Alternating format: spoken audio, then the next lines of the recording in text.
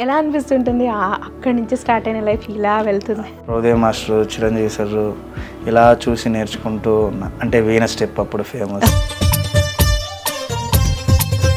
తర్వాత ఠాగూర్ స్టెప్ చేయడము, తర్వాత డీని ఇంట్లో కూర్చొని చూసేవాడిని, డీకి వస్తాను. ఆ డీ స్టేజ్ ఎక్కినప్పుడు నేను D6 వచ్చినప్పుడు ఈ బ్యాక్ డాన్సర్స్ ప్రాపర్టీస్ పట్టుకుంటారు కదా, అలా వచ్చిన అంతే. జస్ట్ ఒక ప్రాపర్టీ పట్టుకొని ఇలా. ఓకే, నేనే మెయిన్ డాన్సర్ కానీ కాదు. ఎలా ఉంది Dhee before life, Dhee after life? అనుకోలే నేను డీలో కొరియోగ్రాఫర్ అవుతాను, తర్వాత నేను యూనియన్లో మాస్టర్ గారు తీసుకుంటాను, మాస్టర్ అవుతాను, తర్వాత సినిమాస్ చేస్తాను. ఇదంతా ఫస్ట్ కావ్యతో విన్ అయ్యారు కదా, మీరే విన్నర్ అని ముందు ఎక్స్పెక్ట్ చేశారా? అసలు గెలుస్తాం అనుకున్నారా మీరు? అసలు 0.1%గా నేను గెలుస్తాను అనుకోలేదు. ఓకే, ఎందుకంటే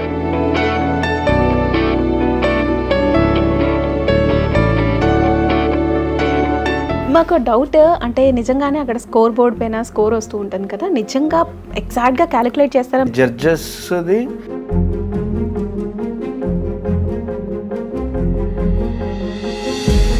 కానీ డి ఛాంపియన్ జతిన్తో నేను కొరియోగ్రాఫర్ అయ్యా కదా, సో వాడి నుంచి నేను కొరియోగ్రాఫర్ అయ్యా. అంటే బెస్ట్ కంటెస్టెంట్ దొరికితే మటుకే కొరియోగ్రఫీ ఛాన్స్ అని అప్పుడు ఉంది.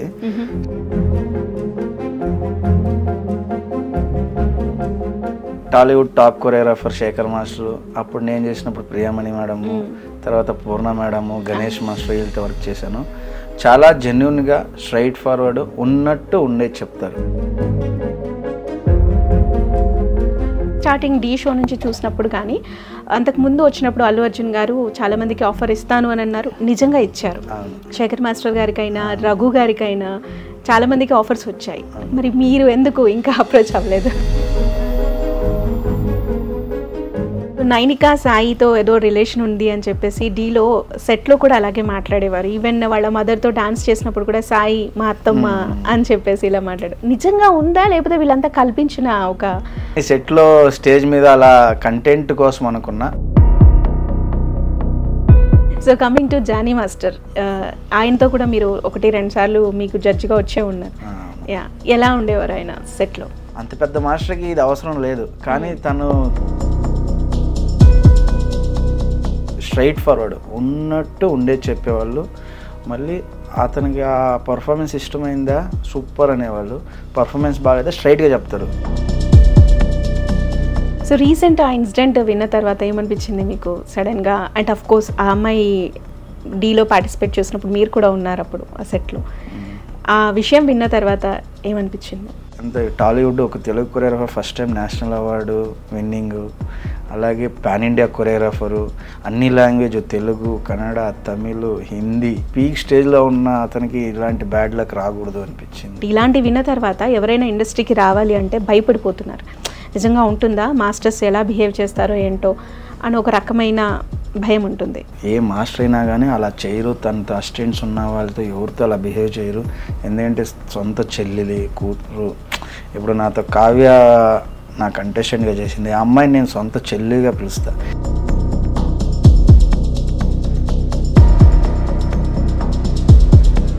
సో మాస్టర్ చనిపోయారు కదా, ఆ ఇన్సిడెంట్ విన్నప్పుడు ఏంటి మీ ఫీలింగ్? అసలు ఎక్స్పెక్ట్ చేయాలా, ఊహించలేదు, షాక్లో ఉన్నా. అంటే నేను బెంగళూరులో ఉండి ఇలా డ్రైవింగ్లో ఎక్కడికో వెళ్తున్నాను, మెసేజ్ వచ్చింది, ఫోన్ వచ్చింది, ఫోటో చూసావా అంటే ఏంటి పంపించాను చూడు అని చూస్తే తన హ్యాంగింగ్ ఫోటో వచ్చింది. ఒక్క సెకండ్ బ్లాంక్ అయిపోయినాయి, ఇది నిజమేనా అని. తర్వాత అందరికి కాల్ చేస్తే అది నిజమన్నప్పుడు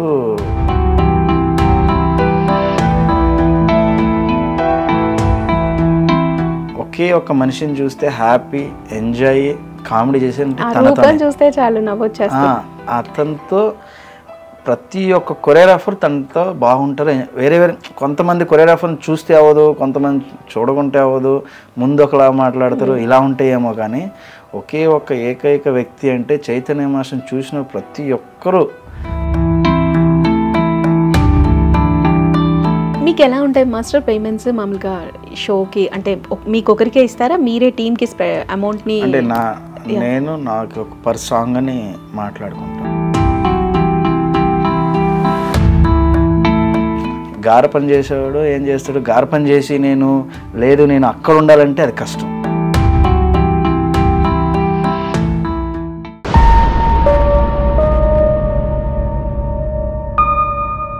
నమస్తే, వెల్కమ్ టు అనంత టీవీ. నేను దీప్తి మధుసూదన్ రెడ్డి. ఈ రోజు మన అనంత టీవీకి ఒక స్పెషల్ గెస్ట్ వచ్చారు. మరి తనెవరో కాదు, D13 అండ్ D14 విన్నర్ అయినటువంటి రామ్ మాస్టర్. మరి తనతో కాసేపు మాట్లాడదాం. Hi master. హాయ్, ఎలా ఉన్నారు? బాగున్నా.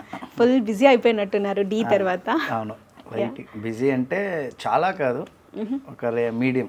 ఓకే, ఎలా ఉంది D before life, D after life? D before అంటే ఒక ఎయిమ్ ఉంది. ఆఫ్టర్ D నేను అనుకున్న ప్రొఫెషన్లో హ్యాపీగా జర్నీ చేస్తున్నా అనిపిస్తుంది. ఓకే, సో మూవీస్ అన్ని చేస్తున్నారు, బిజీ. అవును. అంటే ఇప్పుడు ఏం చేస్తున్నారు?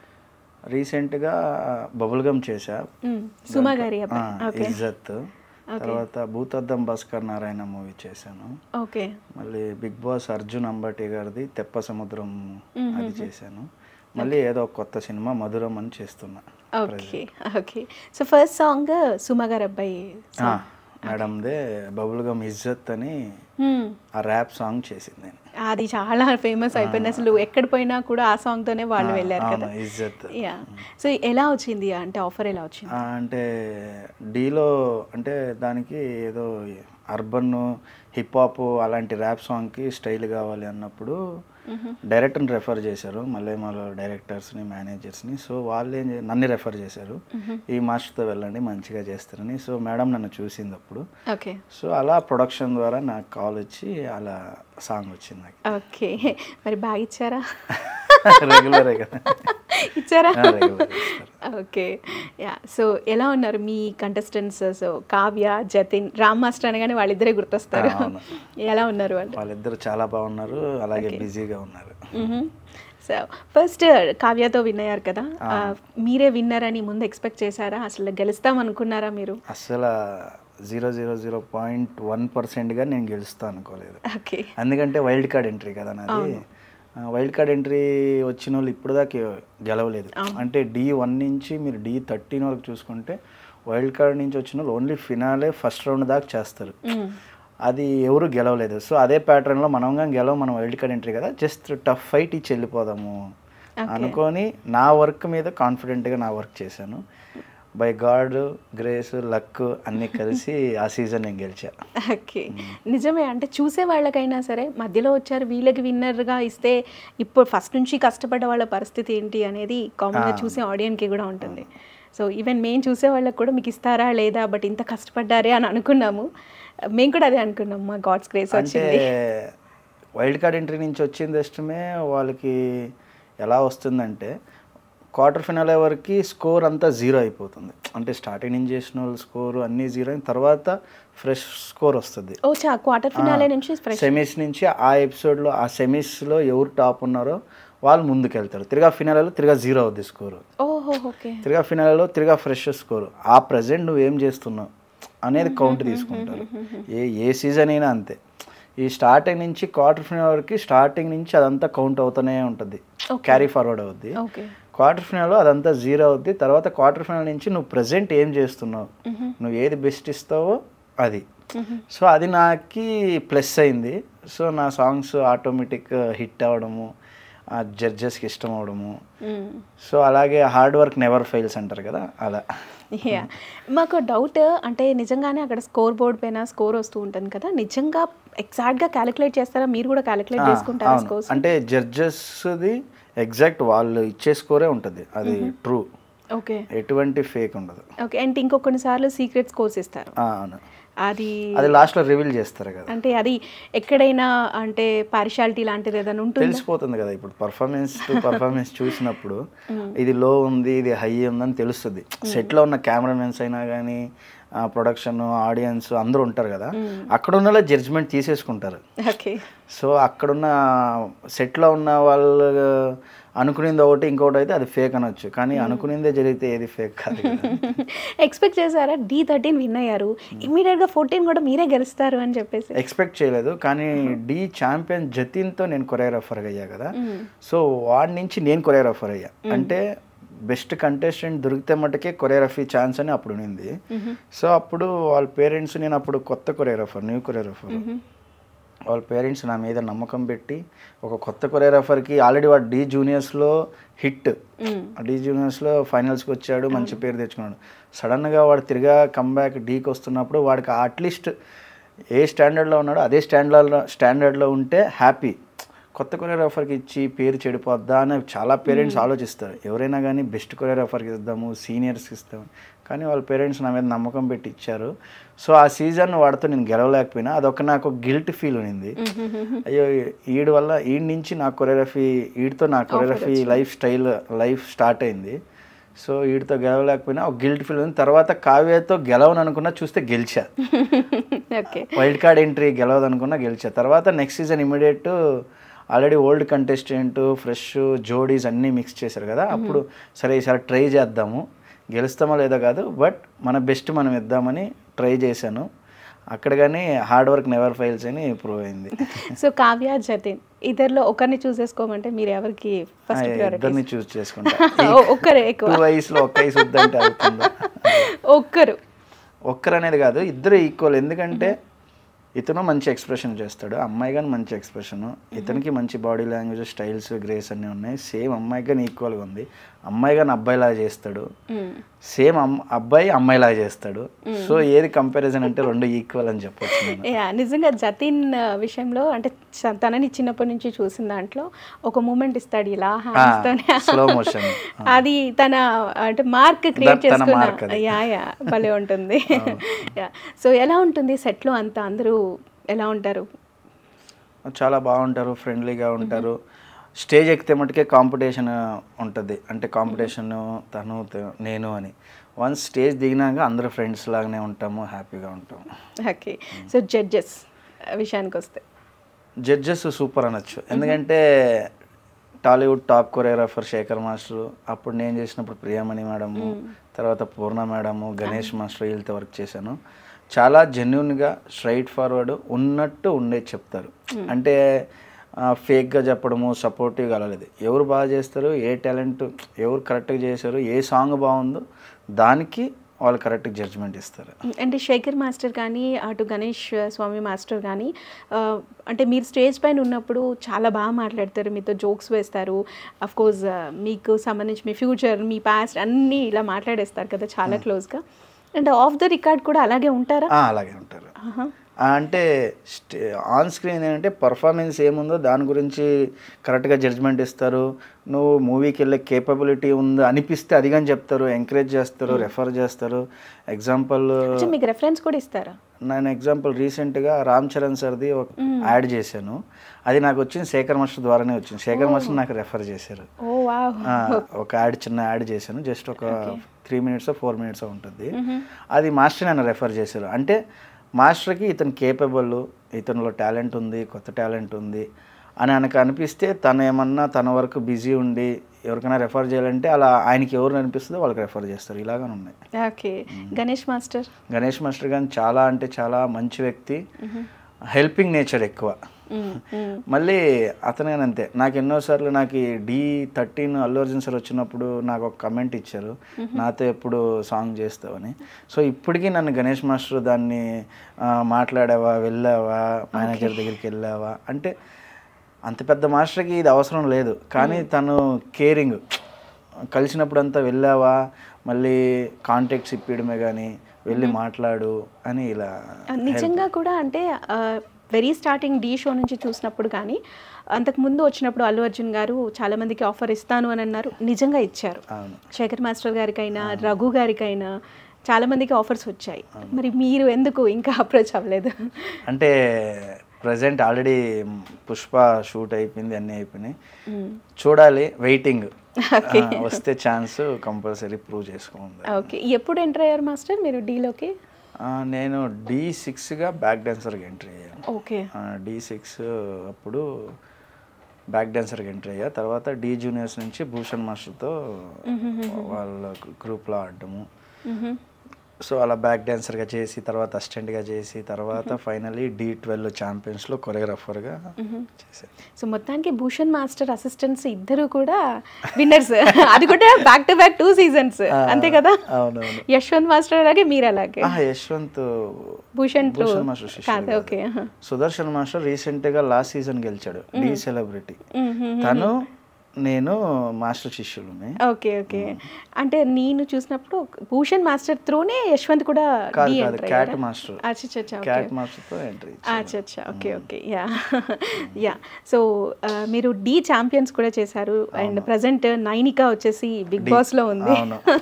సో ఎలా ఉండేది వాళ్ళ అమ్మాయి? చాలా హ్యాపీ. అమ్మాయి గ్రోత్ చూసినా కానీ అమ్మాయి హార్డ్ వర్క్. ఒక అమ్మాయి ఇంత దూరం ట్రావెల్ అవడం అంటే చాలా కష్టం. మళ్ళీ అమ్మాయికి చాలా డేరు. అంటే ఇప్పుడు బిగ్ బాస్లో మీరు చూస్తున్నారు అమ్మాయి గేమ్స్ అయినా కానీ అమ్మాయి స్పోర్టివ్నెస్ చాలా, అదేమంటారు కదా పిట్ట కొంచెం కూతగానే ఏమంటారు తెలుగులో, చాలా అంటే వదలదు ఏదైనా, ఒకటి అనుకునేది సాధిస్తుంది. సో D13లో కానీ అంతే, చాలా హార్డ్ వర్క్. సెట్లో midnight 12, రేపు మార్నింగ్ షూట్ అంటే నైట్ 12, 1 o'clock స్టేజ్ రిహర్సల్ ఉంటుంది. ఒక అమ్మాయి అంతసేపు చేసి తిరిగా మార్నింగ్ లేచి షూటింగ్ చేయడము, అలా చాలా హార్డ్ వర్క్. నేను అప్పుడే చూసే ఈ అమ్మాయి మంచి, యాక్చువల్లీ మాకు ఆ అమ్మాయి ఫైట్ ఉన్నింది D13లో. మేము అనుకున్నాం ఈ అమ్మాయిని ఓడిపిస్తే చాలు మనం ముందుకు వెళ్ళిపోవచ్చు, ఎందుకంటే ఆ అమ్మాయి మేమే ఫినాలేలో ఉన్నింది, నైనికా మేము. సో పర్ఫార్మెన్స్ ఎలాగైనా గెలవాలి అని అప్పుడు మేము అనుకున్నాం, గెలవమనుకున్నాం, చూస్తే. సో నైనికా సాయితో ఏదో రిలేషన్ ఉంది అని చెప్పేసి డీలో సెట్లో కూడా అలాగే మాట్లాడేవారు. ఈవెన్ వాళ్ళ మదర్తో డాన్స్ చేసినప్పుడు కూడా సాయి మా అత్తమ్మ అని చెప్పేసి ఇలా మాట్లాడు. నిజంగా ఉందా లేకపోతే వీళ్ళంతా కల్పించిన ఒక? దాని గురించి నాకు అంత తెలియదు, వాళ్ళ పర్సనల్ గురించి. కానీ సెట్లో స్టేజ్ మీద అలా కంటెంట్ కోసం అనుకున్నా, బట్ పర్సనల్ విషయం నాకేం తెలియదు. ఏం లేదు వాళ్ళ మధ్య, నాకు అది తెలీదు అంటున్నా. Okay. So coming to Jani master, ఆయనతో కూడా మీరు 1-2 సార్లు మీకు జడ్జిగా వచ్చే ఉన్నారు. ఎలా ఉండేవారు ఆయన సెట్లో? చాలా జెన్యున్గా ఉండేవాళ్ళు, మళ్ళీ స్ట్రైట్ ఫార్వర్డ్ ఉన్నట్టు ఉండేది చెప్పేవాళ్ళు. మళ్ళీ అతనికి ఆ పర్ఫార్మెన్స్ ఇష్టమైందా సూపర్ అనేవాళ్ళు, పర్ఫార్మెన్స్ బాగాలేదా స్ట్రైట్గా చెప్తారు, ఇది కాదు ఇలా చేయాలి అని. అదేమంటారు కదా టాలెంటెడ్ కొరియోగ్రాఫర్ అనొచ్చు. ఓకే. సో రీసెంట్ ఆ ఇన్సిడెంట్ విన్న తర్వాత ఏమనిపించింది మీకు సడన్గా? అండ్ ఆఫ్ కోర్స్ ఆ అమ్మాయి డీలో పార్టిసిపేట్ చేసినప్పుడు మీరు కూడా ఉన్నారు అప్పుడు ఆ సెట్లో. ఆ విషయం విన్న తర్వాత ఏమనిపించింది? చాలా బాధగా అనిపించింది అంతే. అంటే మనకు తెలియదు కదా దాని గురించి. అయ్యో అంత టాలీవుడ్ ఒక Telugu choreographer first time national award winning, అలాగే పాన్ ఇండియా కొరియోగ్రాఫరు, అన్ని లాంగ్వేజ్ తెలుగు, కన్నడ, తమిళ్, హిందీ, మలయాళం అన్నీ చేశారు. అంత పీక్ స్టేజ్లో ఉన్న అతనికి ఇలాంటి బ్యాడ్ లక్ రాకూడదు అనిపించింది. సో అంటే ఇండస్ట్రీకి వచ్చే అమ్మాయిలు కానీ ముఖ్యంగా డాన్సర్స్ ఎవరైతే అమ్మాయిలు వస్తూ ఉంటారో ఏంటి వాళ్ళకి ఎలాంటి సలహాలు ఇస్తారు మీరైతే? అంటే ఇలాంటి విన్న తర్వాత ఎవరైనా ఇండస్ట్రీకి రావాలి అంటే భయపడిపోతున్నారు, నిజంగా ఉంటుందా, మాస్టర్స్ ఎలా బిహేవ్ చేస్తారో ఏంటో అని ఒక రకమైన భయం ఉంటుంది. అలాంటి అమ్మాయిలకి మీరు ఎలాంటి ఇన్స్ట్రక్షన్స్? యాక్చువల్లీ ఇది నిజమని ఇంకా నాకు తెలియదు, ఎందుకంటే ఇలాంటి సలహాలు అంటే ఎవరు ఇలా ఉండరు. ఇప్పుడు ప్రజెంట్ ఏం జరుగుతుందని కానీ నాకు తెలియదు. ఏ మాస్టర్ అయినా కానీ అలా చేయరు, తనతో అసిస్టెంట్స్ ఉన్న వాళ్ళతో ఎవరితో అలా బిహేవ్ చేయరు. ఎందుకంటే సొంత చెల్లెలి కూతురు, ఇప్పుడు నాతో కావ్య నా కంటెస్టెంట్గా చేసింది, ఆ అమ్మాయిని నేను సొంత చెల్లిగా పిలుస్తా. ఇప్పటికీ నేను ఫోన్ చేసినా కానీ నేను తల్లి అని మాట్లాడతా. సో ఎవరు అలా బిహేవ్ చేయరు. సో అలాంటి సలహాలు ఇచ్చేది వేస్ట్ అనిపిస్తుంది. అందరూ మంచిగానే ఉంటారు, మంచిగా చూసుకుంటారు, హ్యాపీగా తన ఫ్యామిలీలాగా చూసుకుంటారు. ఎవరు అలాంటి బ్యాడ్ ఇంటెన్షన్లో చూడరు, అలా చేయరు నాకు అనిపించింది. ఓకే.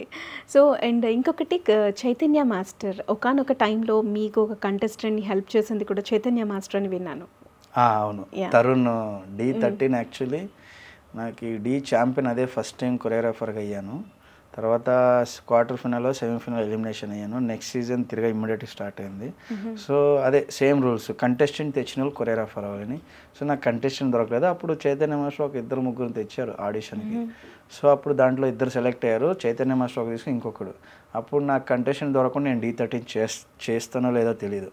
సో అప్పుడు నేను చైతన్యని అడిగా, మాస్టర్ ఇలా నీకు 2 సెలెక్ట్ అయ్యారు కదా, ఒక్కని ఇవ్వచ్చు కదా అన్నప్పుడు తన్ని నాలాగనే వేరే మాస్టర్ కానీ చైతన్య మాస్టర్ని అడుగుతున్నారు నాకు ఇవ్వు.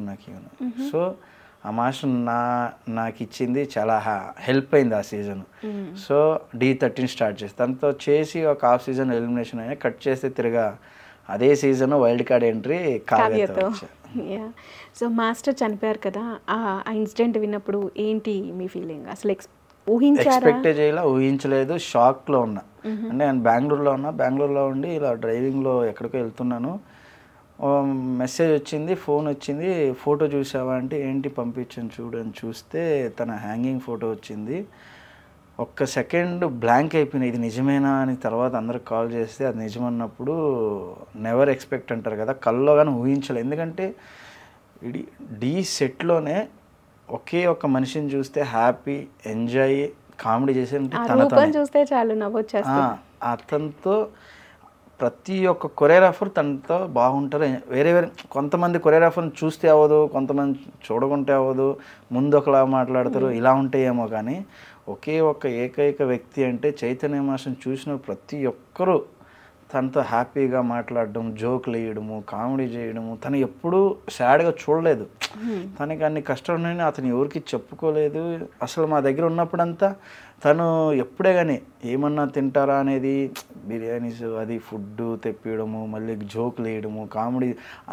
ఏజ్లో పెద్ద అయినా కానీ చిన్న పిల్లోడు జోక్ వేసినా తీసుకుంటాడు.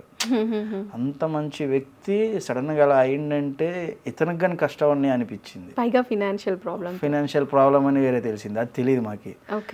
సో తర్వాత చాలా బాధ అయింది. డిసిషన్ ఎందుకు తీసుకున్నాడో ఈ టైంలో, అట్లీస్ట్ పక్కన ఎవరన్నా ఉండాల్సిందా అనిపించింది. అంటే తర్వాత వాళ్ళ పేరెంట్స్ని కలవటం కానీ అలాంటిది?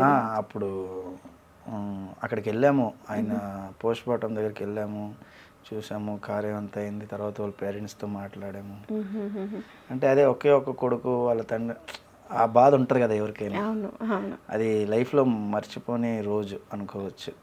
ఈరోజు ఉంటే మేబీ ఒక స్టార్ అయి ఉండొచ్చు, ఒక కమెడియన్ అయి ఉండొచ్చు, ఏ స్టేజ్లో ఉండొచ్చు. ఎందుకంటే చాలా బ్రైట్ ఫ్యూచర్ ఉన్నింది. తను చేసే పర్ఫార్మెన్స్ అయినా కానీ, ఆయన కొరియోగ్రాఫర్గా ఎంట్రీ ఇస్తేనే ఒక కామెడీ స్కిల్లో ఇస్తాడు. తను చూస్తేనే నవ్వు వస్తుంది. అవును, తన పొట్టపై ఏదో ఆర్ట్ వేసుకొని వచ్చేసి డాన్స్ చేయడం కానీ. చాలామంది తను ఇష్టపడేవాళ్ళు.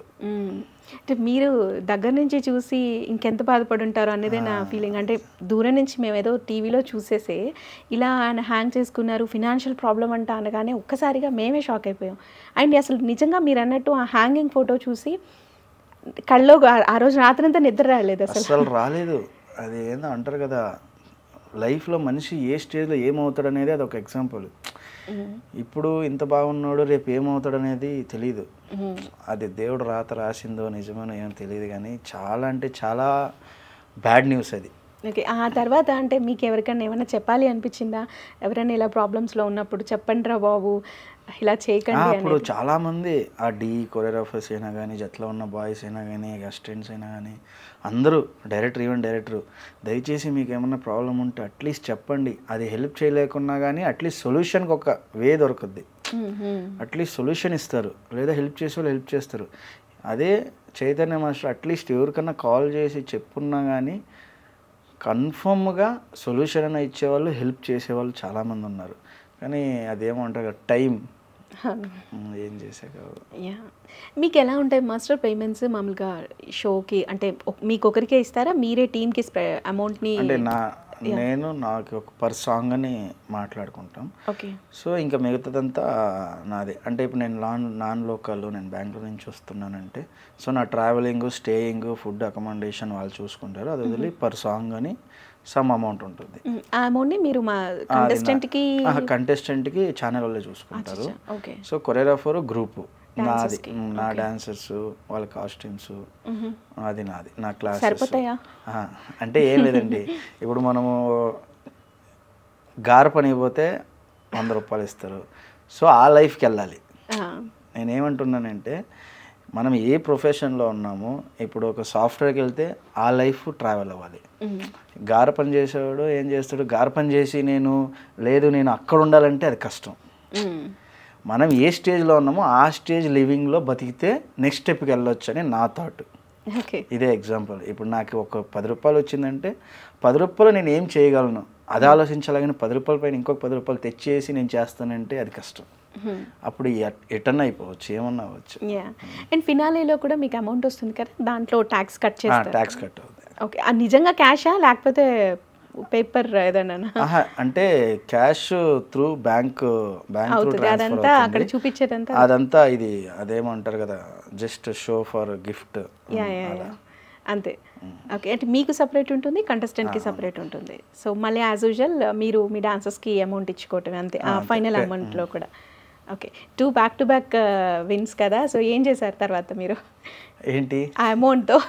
అమౌంటా అంటే ఫినాలే చేసేటప్పుడు మా ఖర్చులు ఉంటాయి కదా, అంటే ఒక 20 days 25 days ప్రాక్టీస్ చేసి ఉంటాము, ఒక 30-40 బాయ్స్ని వేసి ఉంటాము.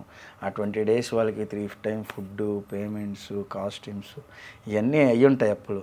సో అది ఆ అమౌంట్ వచ్చినప్పుడు ఇదంతా క్లియర్ అయ్యి ఇప్పుడు నెక్స్ట్ ఏం చేయాలని ఆలోచిస్తాం. Okay. So coming to me personal life, me family అంతా బెంగళూరేనా? అంటే ఫ్యామిలీ మొత్తం ఆంధ్ర, అంటే నెల్లూరు. ఓకే. సో మా డాడీ బెంగళూరులో అంటే ఆయన బెంగళూరులో వర్క్ చేస్తున్నాడని, సో మేము కానీ అక్కడికి షిఫ్ట్ అయ్యాము. అంటే మీరు పుట్టి పెరిగిందంతా నెల్లూరు. ఓకే. చిన్నప్పుడే నేను ఎడ్యుకేషన్ అని అటు వెళ్ళిపోయాను.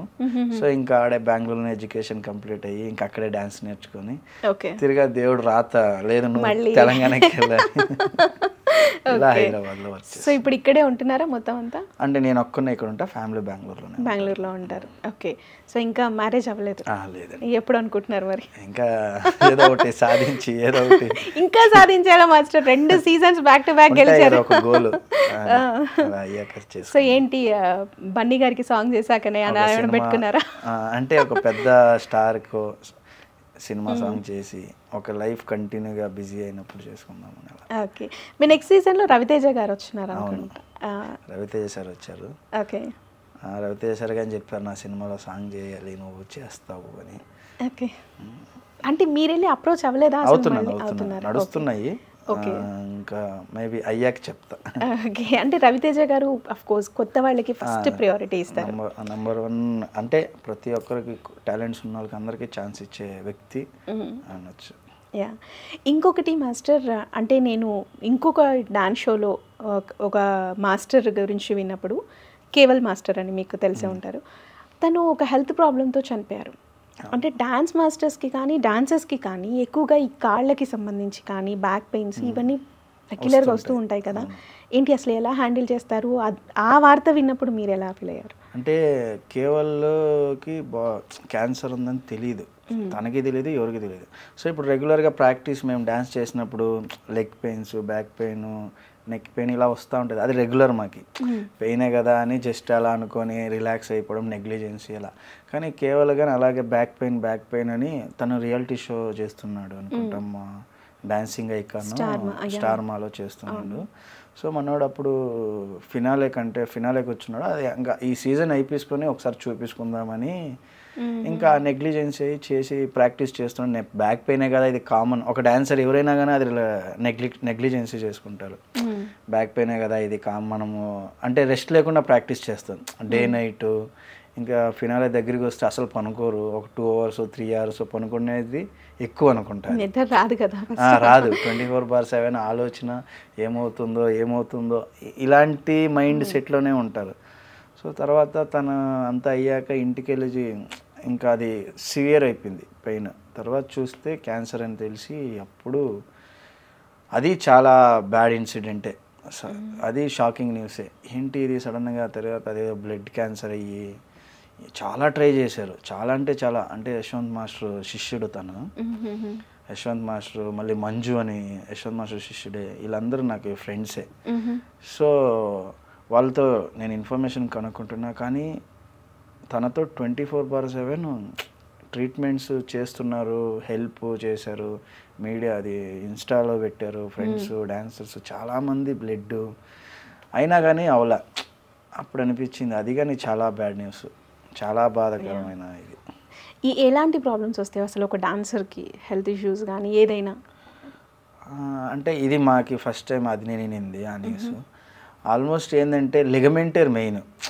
లిగమెంటర్ అనేది చాలా ఉంది డాన్సర్స్కి, అనేది చాలా చాలామందికి లెగమెంటరీ ఎక్కువ అవుతుంది, ఎందుకంటే ఆల్మోస్ట్ మాకు లెగ్సే కదా, డ్యాన్స్ ఆడి ఆడి ఆడి ఆడి మనం కేర్ తీసుకోము. సో మెయిన్ మనం లెగమెంటర్ అవ్వకుండా నీ ప్యాడ్స్ అలాంటి కేర్ చేసుకుంటే ఇంకే ప్రాబ్లం ఉండదు. ఆల్మోస్ట్ డాన్సర్స్కి ఇదే main problem. Okay. So day and nights కష్టపడుతూ ఉంటారు, అసలు ఒక్కొక్కసారి నిద్రలు ఉండవు, ఇంట్లో నుంచి ఏమైనా అంటూ ఉంటారా ఎందుకురా ఈ ఫీల్డ్ మనకి అంటే ఒక పేరు చేసే వరకు తిడతారు. నేను కానీ అంతే, డాన్స్కి వచ్చే నేను కొరియోగ్రాఫర్ అవ్వకుండా ముందు వరకు బ్యాక్ డాన్సర్గా ఆడుతున్నా. అప్పుడు ఏం చేస్తున్నావురా, ఎక్కడికి వెళ్తున్నావురా, ఇంటికి రావు, వీక్ 10 రోజులు 15 రోజులు రావు, మళ్ళీ టీవీలో చేస్తున్నా అంటావు, నువ్వు చూస్తే కనబడవు. ఈ బ్యాక్ డాన్సర్స్ ఇలా వచ్చి వెళ్ళిపోతూ ఉంటారు, తెలియదు పాపం. నేను ఇంక పాస్ చేయడము ఇద్దో ఇలాగే ఎన్ని రోజులు ఉంటావురా అనేది ఇలా ఉంటాయి. అప్పుడు దాకా వాళ్ళకి బాధే ఉంటుంది. వన్స్ మనం పేరు చేశాక వాళ్ళే హ్యాపీ అవుతారు. ఎలా ఫీల్ అయ్యారు మీ పేరెంట్స్ D13? వాళ్ళు ఊహించలా నేను ఈ స్థాయికి వెళ్తాను, ఎంత కష్టపడుతున్నా. మా ఇంట్లో మా మమ్మీ డాడీ ఏమనుకున్నాడు, వీడు ఏమవుతాడో ఏం చేస్తున్నాడో అనే అనుకునేవాళ్ళు. అంటే నేను బ్యాక్ డాన్సర్గా ఒక 10 years చేశా. ఓకే. బ్యాక్ డాన్సర్గా అసిస్టెంట్గా, అంటే స్క్రీన్కి ఇంకా రాలా, కొరియోగ్రాఫర్ రాలా. ప్రతిరోజు మా అమ్మ మా డాడీ నాతో తిట్టడము, వాళ్ళు యాడ్ అవ్వడము, ఏంటి ఏం చేస్తున్నాడు ఈ లైఫ్ ఏంటి. అట్లీస్ట్ అప్పుడు బీకామ్ డిస్కంటిన్యూ చేశా డ్యాన్స్ కోసమే, ఇంకా నేను బీకామ్ వదిలేసా. అట్లీస్ట్ చదువుంటే ఏదో ఒక బ్యాంకులోనో ఏదో ఒక సాఫ్ట్వేర్ జాబ్ ఏదో వచ్చి ఉండేది, ఎందుకు నీకు ఈ లైఫ్ అని అప్పుడు చాలా అంటే చాలా. ఇంటికి వెళ్తే ఇంక అదే క్వశ్చన్. ఓకే. ఇంక తర్వాత సడన్గా నన్ను టీవీలో చూసి నేను ఒక కొరియోగ్రాఫర్ అయ్యి ఫినాలేకి వాళ్ళని తీసుకొని వచ్చా. అప్పుడు వాళ్ళు ప్రౌడ్ ఫీల్ అయ్యి నువ్వు కష్టపడినందుకు మంచి ప్లేస్కి వచ్చావని వాళ్ళు చాలా ప్రౌడ్ ఫీల్ అయ్యారు. మళ్ళీ నెక్స్ట్ ఇమ్మీడియట్ సీజన్ కూడా గెలవటం. అవును, వాళ్ళకి చాలా హ్యాపీ. అంటే ఇప్పుడు నేను ఎక్కడున్నా వాళ్ళు నన్ను క్వశ్చన్ అయ్యారు, ఎందుకంటే నమ్మకం ఏదో చేస్తున్నాడు, ఏదో కష్టపడుతున్నాడు అని. ఓకే. సో ఇప్పుడంతా బాగానే ఉందా మాస్టర్? అంటే ఫినాన్షియల్గా మీరు మూవీస్ కానీ షోస్ కానీ వస్తున్నాయి? బాగున్నాయి, చేస్తున్నా. ఓకే. యా. సో ఏంటి మీ ఫైనల్ గోల్ ఏంటి అసలు? సినిమాలో కొరియోగ్రాఫర్ అవ్వాలని. ఏ పర్టికులర్గా ఈ వీళ్ళకి చేయాలి వాళ్ళకి చేయాలని ఏమైనా ఉండిందా? ప్రతి ఒక్క డాన్సర్కి ఉన్నది. ఒక ఎన్టీఆర్ సార్, ఒక అల్లు అర్జున్ సార్, ఒక రామ్ చరణ్ సార్, రవితేజ సార్, ఇలా ప్రతి ఒక్కరికి ఉన్న ఇది గోల్. ఒక డాన్స్ మాస్టర్గా పర్టికులర్గా మీరు అన్నట్టు ఎన్టీఆర్ కానీ రామ్ చరణ్ కానీ అల్లు అర్జున్ కానీ తీసుకుంటే ఈ ముగ్గురులో ఆఫర్ వచ్చింది. సో ఫస్ట్ ఒకరికి చేయాలి అంటే ఎవరికి ఫస్ట్ వెళ్ళిపోతుంది? లేదండి, దీనికి ఆన్సర్ లేదు, ముగ్గురికి చేస్తారు. ఒకరికి ఫస్ట్ వెళ్ళాలి, తర్వాత ఇద్దరికి అని అంటే ఎవరికి చెప్తారు? అలా కష్టం అండి, ఎవరు అలా చెప్పరు. ఓకే. ముగ్గురికి కావాలంటే ముగ్గురు టైంలు తీసుకుని 3 dates తీసుకొని చేసే వాళ్ళే ఉంటారు, ఎవరు ఒక్కరికైనా సెలెక్షన్ లేదు. ఎందుకంటే ముగ్గురు లెజెండ్స్ అనొచ్చు. యా.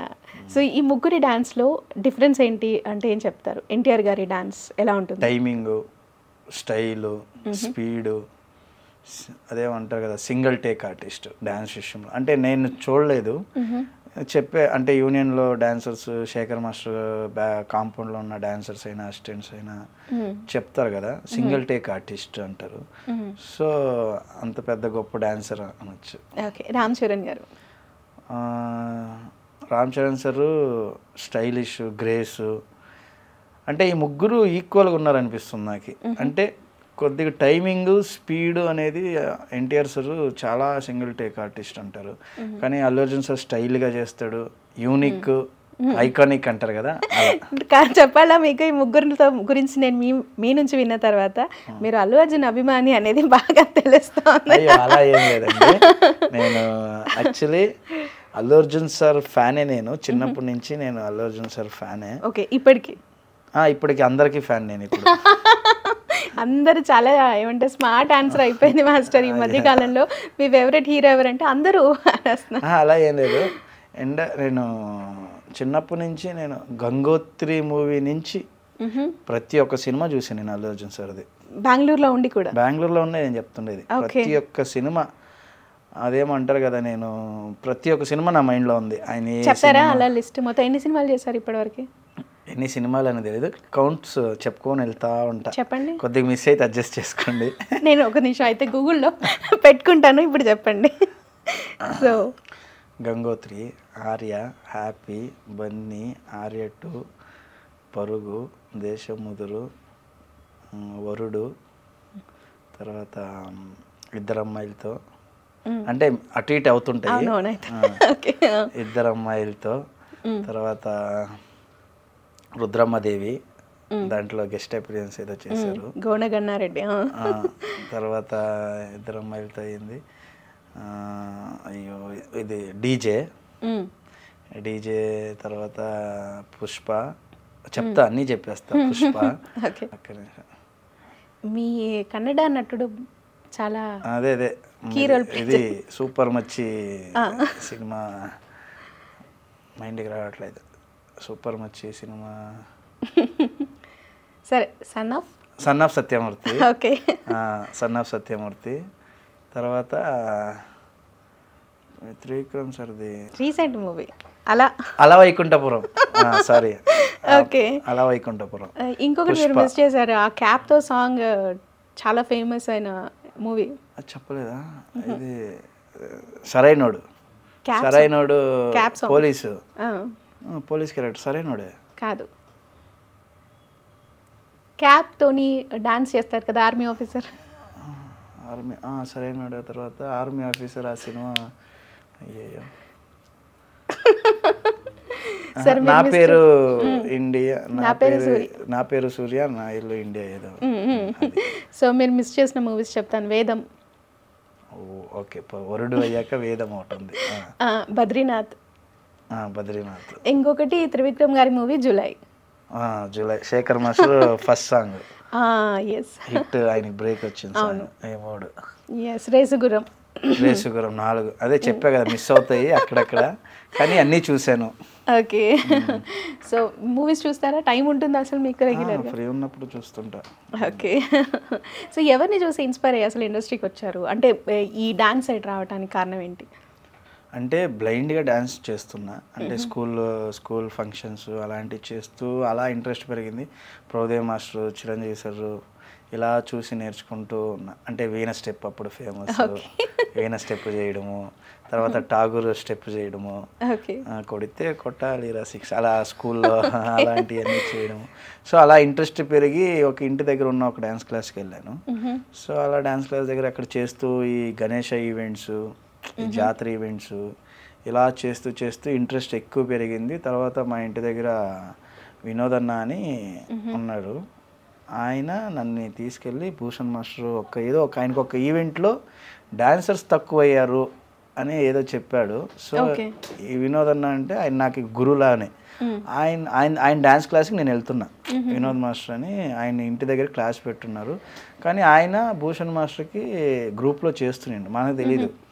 సో నేను ఆయనతో చేస్తున్నప్పుడు ఆ టీంలో ఎవరో గ్రూప్ కావాలన్నప్పుడు నేను బాగా చేస్తున్నాను తీసుకెళ్తే భూషణ్ మాస్టర్ చూసి ఇలా స్టన్ అయిపోయింది. అలాగే చూస్తున్నా, ఎందుకంటే D5లో ఆయన కంటెస్టెంట్.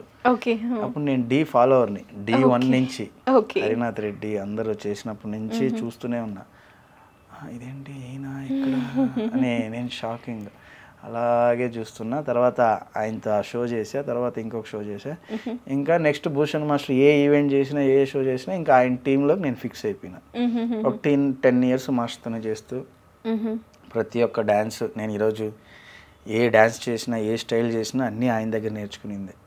ఆయన దగ్గర నేర్చుకుని ఆయన శిష్యుడిగా ఉండి నాకు మాస్టర్ అంటే ఇప్పుడు నాకు భూషణ్ మాస్టర్ ప్రతి ఒక్కటి ఆయన దగ్గర నేర్చుకుని D జూనియర్స్ నుంచి, మళ్ళీ తమిళ్ మానాడా మైలాడా తమిళ్లో చేశారు, అక్కడ చేశారు, కన్నడలో చేశారు, అక్కడ చేశారు, తెలుగులో చేశారు. ఆయన ఒక 12 రియాలిటీ షోలు చేశారు. ఆల్మోస్ట్ అన్నిట్లో ఆయనతో ఇంకా ఆయన టీంలో వర్క్ చేస్తూ ఇంకా అలా డీలో చేస్తూ అలా కొరియోగ్రాఫర్. ఓకే. మాస్టర్ వాళ్ళ కంటెస్టెంట్ పేరు ఏదో ఉండే, వర్షిని సద్విన్. అబ్బాయి ఇప్పుడు ఇంత పొడిగైపోయాడు. చాలా మొన్న రీసెంట్గా Bhushan master Prabhudev master choreography చేశారు. అవునవును. ఇతలా కటెంటెడ్ అది ఫుల్ హిట్, ఫేమస్ అయింది. దానికి సద్వినే మాస్టర్ అసిస్టెంట్గా చేశాడు. ఓకే. సో ఎలా అనిపిస్తుంటుంది అక్కడి నుంచి స్టార్ట్ అయిన లైఫ్ ఇలా వెళ్తుంది? అంటే నేను ఊహించలా, ఎక్కడో స్కూల్లో ఒక చిన్న డ్యాన్స్ ఆడుకుంటున్నోని ఇలా ఒక రియాలిటీ షోకి వస్తాను, ఒక భూషణ్ మాస్టర్తో కలుస్తాను, డ్యాన్స్ ఆడతాను, తర్వాత అసిస్టెంట్ అవుతాను, తర్వాత డీని ఇంట్లో కూర్చొని చూసేవాడిని డీకి వస్తాను. ఆ డీ స్టేజ్ ఎక్కినప్పుడు అప్పుడు నేను D6 వచ్చినప్పుడు ఈ బ్యాక్ డాన్సర్స్ ప్రాపర్టీస్ పట్టుకుంటారు కదా, అలా వచ్చినాను అంతే. జస్ట్ ఒక ప్రాపర్టీ పట్టుకొని ఇలా, ఓకే, నేను మెయిన్ డాన్సర్ కానీ కాదు. ఈ ఏమవుతుందంటే ఒక బ్యాగ్ డ్యాన్స్ ఆడేటప్పుడు వెనక ప్రాప్స్ కావాలి, అప్పుడు ఏమవుతుంది కొద్దిగా డ్యాన్స్ వచ్చిన తీసుకుని వచ్చేస్తారు. సో అలా వచ్చినోని ప్రాపర్టీ పట్టుకోవడం, తర్వాత భూషణ్ మాస్టర్తో చేయడము, గ్రూప్లో చేసి నేర్చుకొని తర్వాత అసిస్టెంట్ అవ్వడము, తర్వాత కొరియోగ్రాఫర్ అవ్వడం అనేది కానీ నా కళ. ఓకే, అదేమంటారు కదా, అనుకోలే నేను డీలో కొరియోగ్రాఫర్ అవుతాను, తర్వాత నేను యూనియన్లో మాస్టర్ కార్డు తీసుకుంటాను, మాస్టర్ అవుతాను, తర్వాత సినిమాస్ చేస్తాను. ఇదంతా హార్డ్ వర్క్ అంటారు కదా, అంతే, ఒక గో విత్ ద ఫ్లో. మన పని మనం చేస్తే అక్కడ తీసుకెళ్ళొద్దని నాకు అనిపించింది. Right. Thank you so much master, పిలవగానే వచ్చినందుకు. అండ్ మీరు ఏదైతే కోరుకుంటున్నారో అల్లు అర్జున్ గారితో song, of course Allu Arjun అనే కాదు ఇంకా అందరితో చేయాలని ఉంది, బట్ మీకు ఆ రోజు ప్రామిస్ చేశారు కాబట్టి సో ఇమీడియట్గా రవితేజ గారు, అల్లు అర్జున్ గారు మీకు అవకాశం ఇవ్వాలి, మిమ్మల్ని ఇంకా మేము ఆ స్టేజ్లో చూడాలి అని కోరుకుంటున్నాం. Thank you so much. Thank you so much.